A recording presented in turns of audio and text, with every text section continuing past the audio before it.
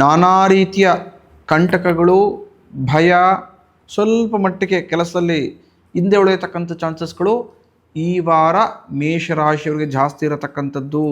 ಈ ವಾರ ಮಿಥುನ ರಾಶಿಯವರು ಕೈ ಹಾಕತಕ್ಕಂತಹ ಎಲ್ಲ ಕೆಲಸ, ಕಾರ್ಯ, ಉದ್ಯೋಗದಲ್ಲೂ ಕೂಡ ಉತ್ತಮ ಲಾಭವನ್ನು ನೋಡುವಂತರಾಗ್ತೀರ. ಆರೋಗ್ಯದಲ್ಲಿ ಚೇತರಿಕೆನ ಕಾಣ್ತೀರಿ. ಯಾರು ಆರೋಗ್ಯ ಸಮಸ್ಯೆ ಇದೆ ಕಟಕ ರಾಶಿಯಲ್ಲಿರತಕ್ಕಂಥವ್ರಿಗೆ. ಸಿಂಹ ರಾಶಿಯವರಿಗೆ ಈ ವಾರ ಕಷ್ಟಕರ ವಾರ.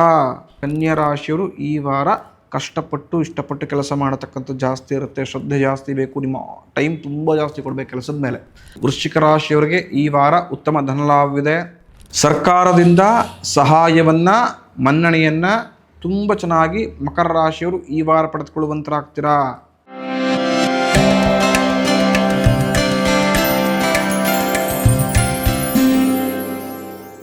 ಗುರುಭ್ಯೋ ನಮಃ ಹರಿ ಓಂ. ನನ್ನೆಲ್ಲ ಆತ್ಮೀಯರಿಗೆ ಭಕ್ತಿಪೂರ್ವಕ ನಮಸ್ಕಾರಗಳು. ಎಲ್ಲರೂ ಕ್ಷೇಮವಾಗಿದ್ದೀರಾ ಅಂತೇಳಿ ನಾನು ಭಾವಿಸ್ತೇನೆ. ಈ ಸಂಚಿಕೆಯಲ್ಲಿ ನಾನು ನಿಮಗೆ ದಿನಾಂಕ 26ನೇ ತಾರೀಕಿನಿಂದ 31ನೇ ತಾರೀಕು ಅಂದರೆ ಜುಲೈ ತಿಂಗಳ ಕೊನೆಯ ವಾರದಲ್ಲಿದ್ದೇವೆ. ಈ ಕೊನೆಯ ವಾರ ಯಾವ ರಾಶಿಯವರಿಗೆ ಜಾಕ್ಪಾಟ್ ಕಾದಿದೆ, ಯಾವ ರಾಶಿಯವರಿಗೆ ಸ್ವಲ್ಪ ಮಟ್ಟಿಗೆ ಏರಿಳಿತವಾಗತಕ್ಕಂಥದ್ದು, ಯಾವ ರಾಶಿಯವರಿಗೆ ಮನಸ್ಸಿನ ಇಷ್ಟೈಶ್ವರ್ಯಗಳೆಲ್ಲವೂ ಈಡೇರುತ್ತೆ ಅಂಥೇಳಿ ವಿಶೇಷವಾಗಿ ಕವಡೆ ಶಾಸ್ತ್ರದ ಮುಖಾಂತರ ನಾನು ನಿಮ್ಗೆ ತಿಳಿಸ್ಕೊಡ್ತೇನೆ. ಪರಭಾವನಾಮ ಸಂವತ್ಸರ, ದಕ್ಷಿಣಾಯಣ, ಗ್ರೀಷ್ಮ ಋತು, ಆಷಾಢ ಮಾಸ, ಶುಕ್ಲ ಪಕ್ಷ ಮುಕ್ತಾಯವಾಗಿ ಕೃಷ್ಣ ಪಕ್ಷ ಪ್ರಾರಂಭವಾಗತಕ್ಕಂಥದ್ದು. ಇದು ಈ ಸಂಪೂರ್ಣ ವಾರದ ವಿಶೇಷತೆ ಹಾಗೂ ಪಂಚಾಂಗದ ಫಲ. ಇನ್ನು ಈ ವಾರ ಏನೇನಪ್ಪ ವಿಶೇಷತೆಗಳಿದೆ ಅಂತ ನೋಡೋದಾದರೆ, ಪ್ರಮುಖವಾಗಿ ದಿನಾಂಕ 26ನೇ ತಾರೀಕು ಭಾನುವಾರ ಪ್ರದೋಷ ಇರತಕ್ಕಂಥದ್ದು. ಶಿವನನ್ನು ಆರಾಧನೆ ಯಥೇಚ್ಛವಾಗಿ ಮಾಡಿ. ಯಾರಿಗೆ ಆರೋಗ್ಯದ ಸಮಸ್ಯೆಗಳಿದೆ, ಮನಸ್ಸಿನ ಇಷ್ಟೈಶ್ವರ್ಯ ಇರಬೇಕು, ದುಡಿತಕ್ಕಂಥ ಚೈತನ್ಯ ವೃದ್ಧಿ ಆಗಬೇಕು, ಪ್ರದೋಷದಲ್ಲಿ ಗೋಧುಡಿಯಲ್ಲಾಗತಕ್ಕಂಥ ಶಿವನಿಗೆ ವಿಶೇಷ ರುದ್ರಾಭಿಷೇಕದಲ್ಲಿ ಭಾಗವಹಿಸಿ, ಪ್ರದೋಷ ಪೂಜೆಗಳಲ್ಲಿ ಭಾಗವಹಿಸಿ ಖಂಡಿತವಾಗಿಯೂ ಮನಸ್ಸಿನ ಇಷ್ಟೈಶ್ವರ್ಯಗಳಿರುತ್ತೆ ಹಾಗೂ ಆರೋಗ್ಯ ಸಂಬಂಧಪಟ್ಟಂತಹ ಸಮಸ್ಯೆಗಳು ದೂರವಾಗತಕ್ಕಂಥದ್ದು. ಇನ್ನು 29ನೇ ತಾರೀಕು ಬುಧವಾರ ಗುರುಪೂರ್ಣಿಮೆ ಇರತಕ್ಕಂಥದ್ದು. ಗುರು ಸಮಾನಾರಂಭ ಎಲ್ಲರಿಗೂ ಕೂಡ ಗುರುಪೂರ್ಣಿಮೆಯ ಶುಭಾಶಯಗಳು. ನೀವು ಯಾರನ್ನ ಗುರು ಅಂತ ಹೇಳಿ ಸ್ವೀಕರಿಸ್ತಿರೋದು, ಶಿಕ್ಷಕರಾಗಿರ್ಬೋದು, ತಂದೆ ತಾಯಿಗಳಾಗಿರ್ಬೋದು, ಸಹೋದ್ಯೋಗಿಗಳಾಗಿರ್ಬೋದು, ಸ್ನೇಹಿತರಾಗಿರ್ಬೋದು, ಅಥವಾ ನಿಮಗೆ ಜೀವನದಲ್ಲಿ ಉತ್ತಮ ಪಾಠವನ್ನು ಮಾರ್ಗದರ್ಶನ ಮಾಡತಕ್ಕಂಥ ನಿಮ್ಮ ಗುರುಗಳಿಗೆ ಒಂದು ಶುಭಾಶಯವನ್ನು ತಿಳಿಸಿ. ಆ ದಿನ ಪ್ರಮುಖವಾಗಿ ಬಡವರಿಗೆ ಹಳದಿ ಬಣ್ಣದ ಬಟ್ಟೆಗಳನ್ನು ದಾನವಾಗಿ ಕೊಡತಕ್ಕಂಥದ್ದು. ಹಸುವಿಗೆ ಕಡಲೆಕಾಳನ್ನು ನೀರನ್ನು ನೆಲೆಸಿ ಸ್ವಲ್ಪ ಮೃದು ಆದಮೇಲೆ ಅದಕ್ಕೆ ಬೆಲ್ಲವನ್ನು ಬಾಳೆಹಣ್ಣಿಟ್ಟು ಹಸುವಿಗೆ ತಿನ್ನಿಸಿ. ಖಂಡಿತ ಗುರುವಿನ ಸಂಬಂಧಪಟ್ಟ ಯಾವುದೇ ರೀತಿಯ ದೋಷಗಳು ದೂರವಾಗುತ್ತೆ. ಗುರುವಿನ ಅನುಗ್ರಹದಿಂದ ಮನಸ್ಸಿನ ಇಷ್ಟೈಶ್ವರ್ಯ ಈಡೇರತಕ್ಕಂಥದ್ದಾಗುತ್ತೆ. ಮೊದಲನೇ ರಾಶಿ ಮೇಷರಾಶಿ. ಮೇಷರಾಶಿಯವರಿಗೆ ಯಾವ ರೀತಿಯ ಒಳ್ಳೆ ಫಲಗಳನ್ನು ಭಗವಂತ ಈ ವಾರ ಕರುಣಿಸಿಕೊಟ್ಟಿದ್ದಾನೆ ಅಂತೇಳಿ ತಿಳಿದುಕೊಳ್ಳೋಣ. ಪ್ರಮುಖವಾಗಿ ಮೇಷರಾಶಿಯವರಿಗೆ ಒಟ್ಟು 12 ಕವಡೆ ಅಂಘಾತ ಬಿದ್ದಿರತಕ್ಕಂಥದ್ದು. ಕಳ್ಳರಿಂದ ನಾನಾ ರೀತಿಯ ಕಂಟಕಗಳು, ಭಯ, ಸ್ವಲ್ಪ ಮಟ್ಟಿಗೆ ಕೆಲಸದಲ್ಲಿ ಹಿಂದೆ ಉಳಿಯತಕ್ಕಂಥ ಚಾನ್ಸಸ್ಗಳು ಈ ವಾರ ಮೇಷರಾಶಿಯವರಿಗೆ ಜಾಸ್ತಿ ಇರತಕ್ಕಂಥದ್ದು. ಕೆಲಸ ಕಾರ್ಯದಲ್ಲಿ ಅಭಿವೃದ್ಧಿ ನೋಡೋದು ಕಷ್ಟವಾಗುತ್ತೆ. ನಾನಾ ರೀತಿಯ ಅನಾನುಕೂಲಗಳು ನಿಮಗೆ ಬಾಧಿಸತಕ್ಕಂಥದ್ದು. ಈ ವಾರ ಯಾವುದರಲ್ಲೂ ಕೂಡ ಏಳಿಗೆಯನ್ನು ಕಾಣಿಸೋಕ್ಕಾಗ್ತಾ ಇಲ್ವಲ್ಲ, ಯಾವುದರಲ್ಲೂ ಕೂಡ ಅಭಿವೃದ್ಧಿಯನ್ನು ಪಡ್ಕೊಳ್ಳೋಕ್ಕಾಗ್ತಾ ಇಲ್ವ ಅಂತ ಮನಸ್ಸಿಗೆ ತುಂಬ ಬೇಜಾರಾಗುತ್ತೆ. ಜೊತೆಗಿದ್ದವರು ಸ್ವಲ್ಪ ದೂರ ಹೋಗತಕ್ಕಂಥ ಚಾನ್ಸಸ್ ಕೂಡ ಈ ವಾರ ಜಾಸ್ತಿ ಇರತಕ್ಕಂಥದ್ದು. ಮುಂದಿನ ರಾಶಿ ವೃಷಭ ರಾಶಿ. ವೃಷಭ ರಾಶಿಯವರಿಗೆ ಯಾವ ರೀತಿಯ ಒಳ್ಳೆ ಫಲಗಳನ್ನು ಭಗವಂತ ಈ ವಾರ ಕರುಣಿಸಿಕೊಟ್ಟಿದ್ದಾನೆ ಅಂತ ತಿಳ್ಕೋಣ. ಪ್ರಮುಖವಾಗಿ ವೃಷಭ ರಾಶಿಯವರಿಗೆ ಒಟ್ಟು 9 ಕವಡೆ ಅಂಘಾತ ಬಿದ್ದಿರತಕ್ಕಂಥದ್ದು. ಕಾರ್ಯದಲ್ಲಿ ಸಿದ್ಧಿ, ಲಾಭ, ಜಯತ್ವಿಕೆ ನಿಮ್ಮದಾಗತಕ್ಕಂಥದ್ದು. ವೃಷಭ ರಾಶಿಯವರಿಗೆ ಈ ವಾರ ಶುಭದಾಯಕ ವಾರ. ಉತ್ತಮ ಸ್ಥಾನಮಾನ ದೊರಕುತ್ತೆ. ಕೆಲಸದ ಕ್ಷೇತ್ರದ ಉತ್ತಮ ಪ್ರಶಂಸೆ ಸಿಗತಕ್ಕಂಥದ್ದು. ಸನ್ಮಾನದ ಅಪೇಕ್ಷೆಗಳನ್ನು ಮಾಡ್ಬೋದು ಹಾಗೂ ಮನೆಗೆ ಬರತಕ್ಕಂಥ ಅತಿಥಿಗಳಿಂದ ಉತ್ತಮ ಮಾರ್ಗದರ್ಶನವನ್ನು, ಸಪೋರ್ಟನ್ನು ನೀವು ಅಪೇಕ್ಷೆ ಮಾಡ್ಬೋದು ಈ ವಾರ. ಮನೆಯಲ್ಲಿ ಸುಖ, ಶಾಂತಿ, ಸಮೃದ್ಧಿ ವೃಷಭ ರಾಶಿಯವರ ಮೇಲೆ ನಿಲ್ಲಿಸುತ್ತೆ ಈ ವಾರ. ಅಂದರೆ ವೃಷಭ ರಾಶಿಯವರಿಗೆ ಈ ವಾರ ಸಂಪೂರ್ಣವಾಗಿ ಶುಭದಾಯಕ ವಾರ, ಅಭಿವೃದ್ಧಿಯನ್ನು ನೋಡತಕ್ಕಂಥ ವಾರ. ಇನ್ನೂ ಕೆಲಸಗಾರದಲ್ಲಿ ಸ್ವಲ್ಪ ಕಾನ್ಸಂಟ್ರೇಷನ್ ಸ್ವಲ್ಪ ಇಂಪ್ರೂವ್ ಮಾಡಿಕೊಂಡ್ರೆ ಲಾಭ ದ್ವಿಗುಣವಾಗುತ್ತೆ. ಮುಂದಿನ ರಾಶಿ ಮಿಥುನ ರಾಶಿ. ಮಿಥುನ ರಾಶಿಯವರಿಗೆ ಯಾವ ರೀತಿಯ ಒಳ್ಳೆ ಫಲಗಳನ್ನು ಭಗವಂತ ಈ ವಾರ ಕರುಣಿಸಿಕೊಟ್ಟಿದ್ದಾನೆ ಅಂತೇಳಿ ತಿಳಿದುಕೊಳ್ಳೋಣ.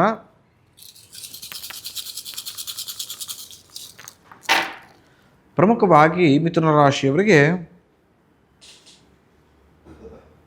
ಒಟ್ಟು 9 ಕವಡೆ ಅಂಗಾತ ಬಿದ್ದಿರತಕ್ಕಂಥದ್ದು, ಸಮಾಜದಲ್ಲಿ ಉತ್ತಮ ಸನ್ಮಾನಗಳು ಸತ್ಕೀರ್ತಿ ದೊರೆಯತಕ್ಕಂಥದ್ದು, ಸ್ಥಾನಮಾನ ಲಭಿಸತಕ್ಕಂಥದ್ದು, ಕೆಲಸದ ಕ್ಷೇತ್ರದಲ್ಲಿ ಅಭಿವೃದ್ಧಿನ ಕಾಣುವಂತರಾಗ್ತೀರಾ. ಮನೆಗೆ ಬರತಕ್ಕಂಥ ನೆಂಟರಿಷ್ಟರು ನಿಮಗೆ ಸಹಕಾರವನ್ನು ಕೊಡ್ತಾರೆ, ನಿಮ್ಮ ಜೊತೆ ತುಂಬ ಚೆನ್ನಾಗಿ ಬಾಂಡಿಂಗನ್ನು ವೃದ್ಧಿ ಮಾಡ್ಕೊಳ್ತಾರೆ. ಮನಸ್ಸಿನ ಮಾತನ್ನು ಕೇಳಿದ್ರೆ ಮನಸ್ಸಿನ ಇಷ್ಟೈಶ್ವರ್ಯ ಸಹಿತವಾಗಿ ಈ ವಾರ ಮಿಥುನ ರಾಶಿಯವರು ಕೈ ಹಾಕತಕ್ಕಂತಹ ಎಲ್ಲ ಕೆಲಸ ಕಾರ್ಯ ಉದ್ಯೋಗದಲ್ಲೂ ಕೂಡ ಉತ್ತಮ ಲಾಭವನ್ನು ನೋಡುವಂತರಾಗ್ತೀರಾ. Is a plus point. ನಿಮಗೆ ಈ ವಾರ ತುಂಬ ಚೆನ್ನಾಗಿದೆ. ಸ್ವಲ್ಪ ಮಟ್ಟಿಗೆ ಹಾರ್ಡ್ ವರ್ಕ್ ಜಾಸ್ತಿ ಮಾಡಿಕೊಂಡ್ರೆ ಖಂಡಿತವಾಗಿ ವೃಷಭ ರಾಶಿಯವರು ಖಂಡಿತವಾಗಿ ವೃಷಭ ರಾಶಿಯವರು ಏನನ್ನು ಅಪೇಕ್ಷೆ ಮಾಡ್ಕೊಂಡಿದ್ರೆ ಆ ಅಪೇಕ್ಷೆ ದ್ವಿಗುಣವಾಗಿ ನಿಮ್ಮ ಎಕ್ಸ್ಪೆಕ್ಟೇಷನ್ಸ್ ಇಲ್ಲಾದರೂ ಕೂಡ ನಿಮಗೆ ಕೈ ಸೇರತಕ್ಕಂಥದ್ದಾಗುತ್ತೆ. ಅಂದರೆ ಎಲ್ಲವೂ ಚೆನ್ನಾಗಿದೆ, ಸ್ವಲ್ಪ ಹಾರ್ಡ್ ವರ್ಕ್ ಮಾಡಿ ಅಂತ ಅರ್ಥ. ಮುಂದಿನ ರಾಶಿ ಕಟಕ ರಾಶಿ. ಕಟಕ ರಾಶಿಯವರಿಗೆ ಯಾವ ರೀತಿಯ ಒಳ್ಳೆ ಫಲಗಳನ್ನು ಭಗವಂತ ಈ ವಾರ ಕರುಣಿಸಿಕೊಟ್ಟಿದ್ದಾನೆ ಅಂತ ಹೇಳಿ ತಿಳ್ಕೊಳ್ಳೋಣ. ಪ್ರಮುಖವಾಗಿ ಕಟಕ ರಾಶಿಯವರಿಗೆ ಒಟ್ಟು 8 ಕವಡೆ ಅಂಗಾತ ಬಿದ್ದಿರತಕ್ಕಂಥದ್ದು, ಧನಲಾಭವಿದೆ. ಕಟಕ ರಾಶಿಯವರಿಗೆ ಈ ವಾರ ಉತ್ತಮ ಧನಲಾಭವಿರತಕ್ಕಂಥದ್ದು, ಮನಸ್ಸು ಈಳತಕ್ಕಂತಹ ಹಾಗೂ ಮನಸ್ಸು ಬಯಸತಕ್ಕಂಥ ಎಲ್ಲ ಕೆಲಸ ಕಾರ್ಯ ವಿಚಾರದಲ್ಲೂ ಕೂಡ ಈ ವಾರ ಉತ್ತಮ ಲಾಭವನ್ನು ನೋಡುವಂತರಾಗ್ತೀರಾ. ನಿಮ್ಮ ವೈರಿಗಳ ವಿರುದ್ಧ ಜಯತ್ವ ಪ್ರಾಪ್ತವಾಗುತ್ತೆ.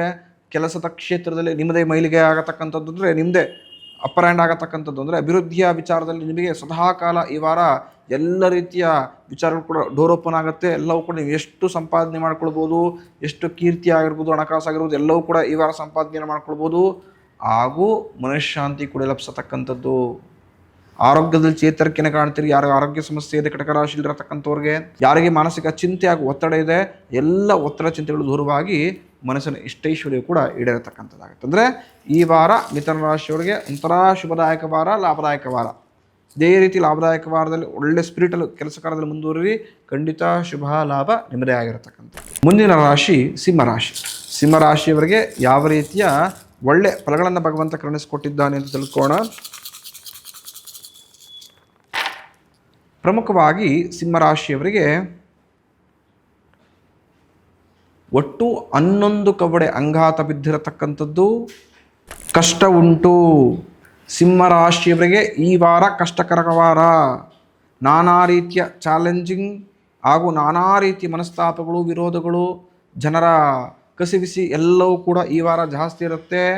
ಧನಹಾನಿ ಮಹಾರಾನಿ ಆಗತಕ್ಕಂಥದ್ದು ಜಾಗ್ರತೆ. ಕೈಗೊಂಡಂಥ ಎಲ್ಲ ಕೆಲಸ ಕಾರ್ಯಗಳು ಕೂಡ ತುಂಬ ಮಂದಗತಿ ನಿಧಾನವಾಗಿ ನಡೆಯುತ್ತೆ, ಸ್ಲೋ ಪ್ರೋಸೆಸ್. ಯಾವುದು ಕೂಡ ಅಂದುಕೊಂಡಂಥ ಸಮಯದಲ್ಲಿ ಅಂದುಕೊಂಡಂಥ ಕೆಲಸ ಕಾರ್ಯಗಳು ಸಿಂಹರಾಶಿಯವ್ರಿಗೆ ಈ ವಾರ ಈಡೇರತಕ್ಕಂಥದ್ದು ಇರೋದಿಲ್ಲ. ಎಲ್ಲ ನಾನಾ ಮನಸ್ತಾಪಗಳನ್ನು, ನಿಷ್ಠೂರವನ್ನು, ನಷ್ಟವನ್ನು ನೋಡೇ ತದನಂತರ ವಾರದ ಅಂತ್ಯ ಭಾಗದಲ್ಲಿ ಪರವಾಗಿಲ್ಲಪ್ಪ ಒಂದು ಸ್ವಲ್ಪ ಉಸಿರಾಡ್ತಿದ್ದೀನಿ ಅಂತ ಸ್ವಲ್ಪ ಮಟ್ಟಿಗೆ ಲಾಭವನ್ನು ನೋಡುವಂತರಾಗ್ತೀರ. ಇನ್ನು ಈ ವಾರ ಸಿಂಹರಾಶಿಯವರು ಶಕ್ತಿ ಅನುಸಾರವಾಗಿ ಆಂಜನೇಯನ ಆರಾಧನೆ ಯಥೇಚ್ಛವಾಗಿ ಮಾಡಿ.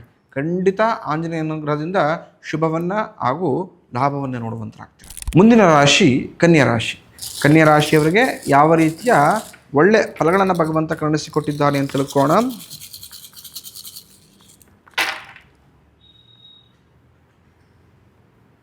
ಕನ್ಯಾ ರಾಶಿಯವರಿಗೆ ಒಟ್ಟು 15 ಕವಡೆ ಅಂಗಾತ ಬಿದ್ದಿರತಕ್ಕಂಥದ್ದು. ಸ್ವಲ್ಪ ಮಟ್ಟಿಗೆ ಎಲ್ಲ ಕೆಲಸ ಕಾರ್ಯ ಉದ್ಯೋಗದಲ್ಲಿ ಕಷ್ಟಕರವಿರುತ್ತೆ. ಅಂದುಕೊಂಡಂಥ ಯಾವುದೇ ಕೆಲಸ ಕಾರ್ಯಗಳು ಕೂಡ ಅಂದುಕೊಂಡಂಥ ಸಮಯದಲ್ಲಿ ಆಗೋತಿರೋದಿಲ್ಲ. ಸ್ವಲ್ಪ ಸ್ಲೋ ಪ್ರೋಸೆಸ್, ನಿಧಾನ, ಮಂದಗತಿ, ಸ್ವಲ್ಪ ಹಿಂದೆ ಮುಂದೆ ಆಗೋಗತಕ್ಕಂಥ ಚಾನ್ಸಸ್ಗಳು ಜಾಸ್ತಿ ಇರುತ್ತೆ. ಎಷ್ಟೇ ಕಷ್ಟಪಟ್ಟರೂ ಕೂಡ ಸಕ್ಸಸ್ ಕಾಣದೇ ಇರತಕ್ಕಂಥದ್ದು, ಸ್ವಲ್ಪ ಮನಸ್ಸಿಗೆ ಬೇಜಾರಾಗತಕ್ಕಂಥದ್ದು. ಆದರೆ ನಾನಾ ರೀತಿಯ ಚಿಂತೆ ಕಾಡಿಸಿದ್ರು ವಾರದ ಅಂತ್ಯ ಭಾಗದಲ್ಲಿ ಪರವಾಗಿಲ್ಲಪ್ಪ, ಇಷ್ಟು ಕಷ್ಟಪಟ್ಟಿದ್ಕೂ ಸ್ವಲ್ಪ ಕೆಲಸ ಕಾರ್ಯದಲ್ಲಿ ಇಷ್ಟು ಸಾರ್ಥಕತೆ ಸಿಕ್ತು ಅಂತ ಮನಸ್ಸಿಗೆ ತೃಪ್ತಿಕರ ಅನಿಸುತ್ತೆ. ಅಂದರೆ ಸ್ವಲ್ಪ ಕನ್ಯಾ ರಾಶಿಯವರು ಈ ವಾರ ಕಷ್ಟಪಟ್ಟು ಇಷ್ಟಪಟ್ಟು ಕೆಲಸ ಮಾಡತಕ್ಕಂಥದ್ದು ಜಾಸ್ತಿ ಇರುತ್ತೆ. ಶ್ರದ್ಧೆ ಜಾಸ್ತಿ ಬೇಕು, ನಿಮ್ಮ ಟೈಮ್ ತುಂಬ ಜಾಸ್ತಿ ಕೊಡಬೇಕು ಕೆಲಸದ ಮೇಲೆ. ಆವಾಗ ಮಾತ್ರ ಸ್ವಲ್ಪ ಲಾಭ ನೋಡತಕ್ಕಂಥದ್ದು ಸಾಧ್ಯವಾಗುತ್ತೆ. ಈ ವಾರ ಕನ್ಯಾ ರಾಶಿಯವರು ಆದಿತ್ಯಾದಿ ನವಗ್ರಹಗಳ ಆರಾಧನೆ ಮಾಡಿ. ನಿಮ್ಮ ಮನೆ ಹತ್ರ ಯಾವ್ದಾದ್ರು ನವಗ್ರಹ ದೇವಸ್ಥಾನಕ್ಕೆ ಇದ್ದರೆ ಪ್ರತಿನಿತ್ಯ ಹೋಗಿ 9 ಪ್ರದಕ್ಷಿಣೆ ಹಾಕತಕ್ಕಂಥದ್ದು, ನವಧಾನ್ಯಗಳನ್ನು ನೀರನ್ನು ನೆಲೆಸಿ ಹಸುವೆ ಕೊಡತಕ್ಕಂಥದ್ದು, ಅಥವಾ ನವಗ್ರಹಗಳಿಗೆ ಒಂದು ಅಭಿಷೇಕವನ್ನು ಮಾಡಿಸುತ್ತೆ. ನಿಮ್ಮ ಶಕ್ತಿಯನುಸಾರವಾಗಿ ನವಗ್ರಹಗಳ ಆರಾಧನೆ ಮಾಡಿ. ಖಂಡಿತ ಕನ್ಯಾ ರಾಶಿಯವರಿಗೆ ಲಾಭದಾಯಕವಾಗುತ್ತೆ. ಮುಂದಿನ ರಾಶಿ ತುಲಾರಾಶಿ. ತುಲಾರಾಶಿಯವರಿಗೆ ಯಾವ ರೀತಿಯ ಒಳ್ಳೆ ಫಲಗಳನ್ನು ಭಗವಂತ ಕರುಣಿಸಿಕೊಟ್ಟಿದ್ದಾನೆ ಅಂತ ತಿಳ್ಕೋಣ. ಪ್ರಮುಖವಾಗಿ ತುಲಾರಾಶಿಯವರಿಗೆ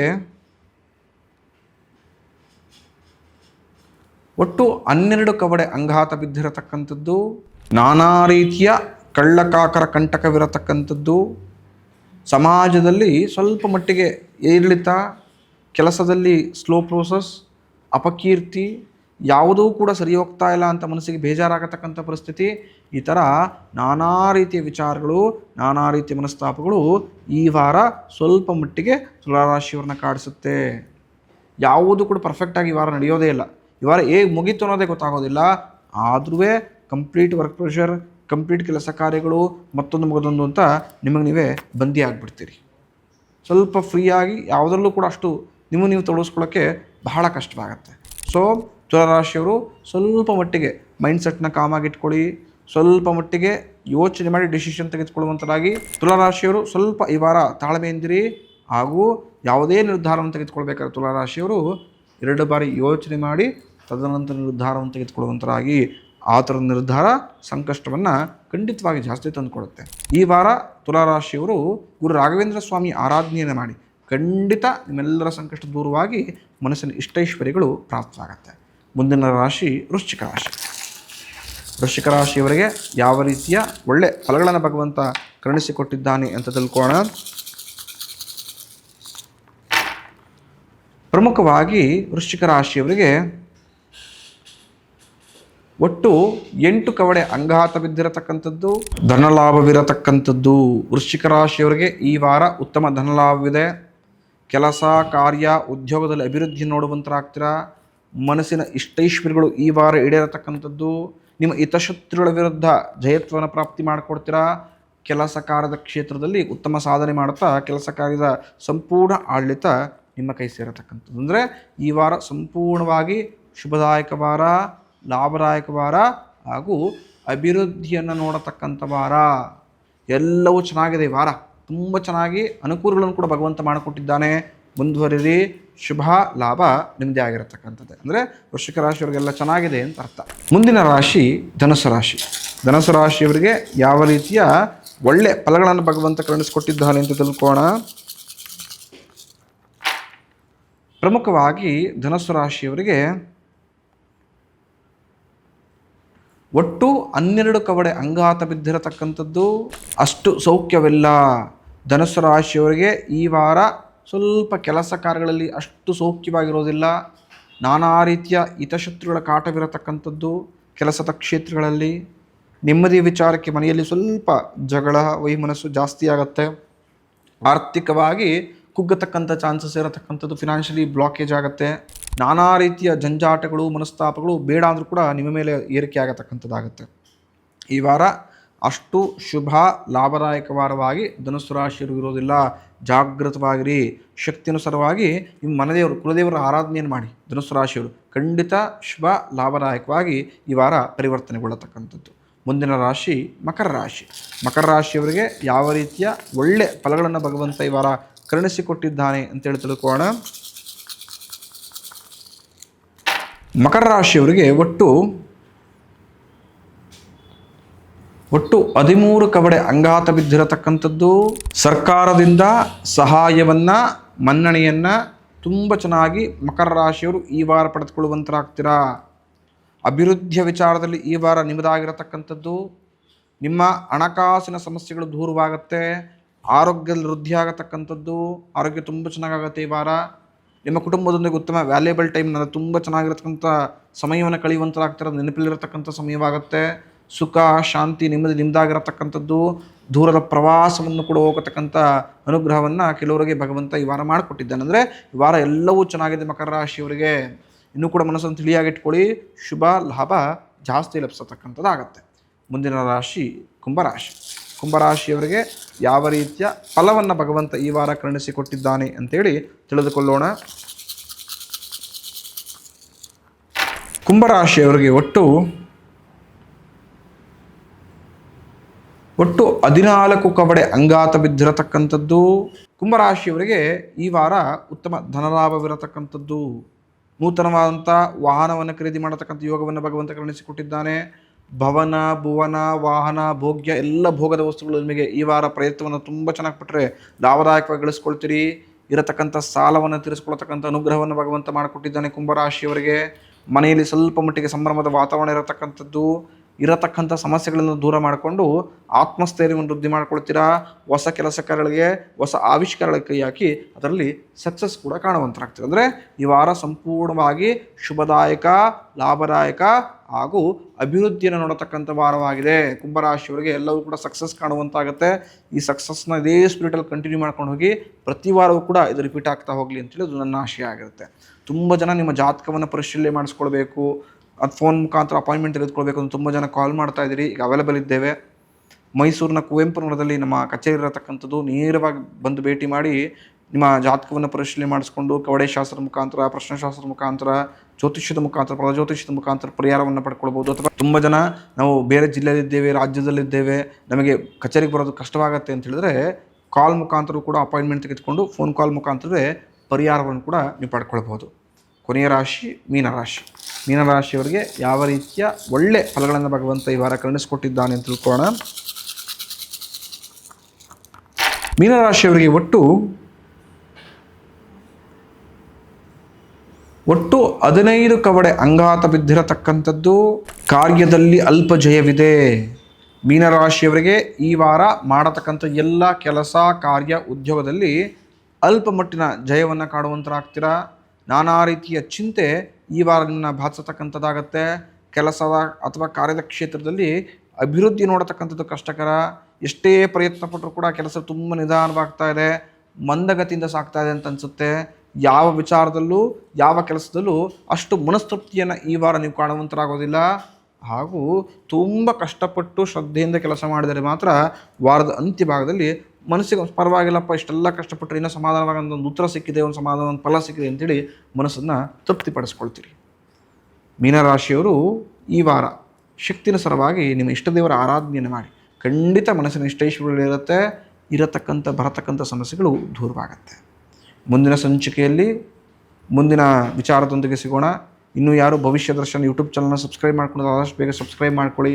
ಯಾರು ನಮ್ಮ ಫೇಸ್ಬುಕ್, ಇನ್ಸ್ಟಾಗ್ರಾಮ್ ಪೇಜನ್ನು ಫಾಲೋ ಮಾಡಲ್ಲ ಆದಷ್ಟು ಬೇಗ ಫಾಲೋ ಮಾಡೋ ಮುಖಾಂತರ ಪ್ರತಿನಿತ್ಯವೂ ಕೂಡ ಜ್ಯೋತಿಷ್ಯ, ವಾಸ್ತು, ಪೂಜೆ ಹಾಗೂ ಒಂದು ಜೀವನಕ್ಕೆ ಬೇಕಾಗಿರತಕ್ಕಂಥ ಮೌಲ್ಯಾಧಾರಿತ ಎಲ್ಲ ರೀತಿಯ ವಿಚಾರಗಳನ್ನು ಪಡೆದುಕೊಳ್ಳಿ ಅಂತೇಳಿ ನಾನು ಆಶಿಸ್ತೇನೆ. ಎಲ್ಲ ವಿಚಾರಗಳನ್ನು ನಿಮ್ಮ ಸ್ನೇಹಿತರಿಗೂ ಶೇರ್ ಮಾಡೋ ಮುಖಾಂತರ ಅವ್ರಿಗೂ ಉಪಯುಕ್ತ ಮಾಹಿತಿಗಳನ್ನು ಕೊಡಿ ಅಂತ ನಾನು ಕೇಳ್ಕೊಳ್ತೇನೆ.